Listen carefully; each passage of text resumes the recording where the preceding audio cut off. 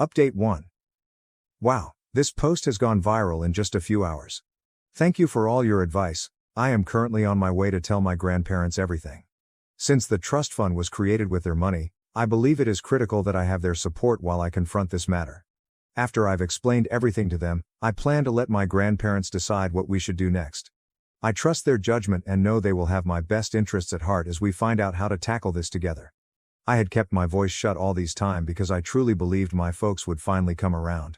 However, it is evident that they have not. Update 2. It has been 2 weeks since my last update, so I told my grandparents everything. They were as astonished as I was to learn that my parents had utilized my trust fund without my authorization. That same week, my grandparents came to question my parents about what had happened to my trust fund. My grandparents had worked hard to establish the fund for both me and Corey. They were deeply committed to ensuring that we have the financial resources we require for our futures. They were understandably upset when they discovered that my parents had illegally drained the money behind their backs. My parents answered by telling them the same sob story they had shared with me. They recounted, once again, how they had been obliged to spend the money on Corey's care and therapy. They urged my grandparents to explain why they did what they did, as if their rationale would somehow make it all right. But my grandfather would have none of it. He roared at them, his voice filled with fury and amazement.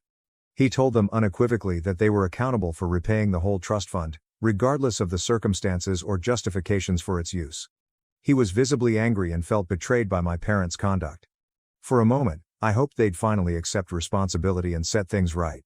Then, frightened, my mother came to my grandparents and began pleading with them.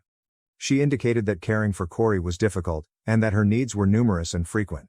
She stated that Corey's trust money was insufficient to support the increasing costs of her treatments and ongoing bills. She rationalized taking my trust fund by claiming it helped them care for Corey. And then, in an almost horrible twist of fate, my parents turned against me. They reprimanded me for telling my grandparents everything. They were upset that I had revealed their activities and forced them to face the repercussions. My dad, in particular, was furious.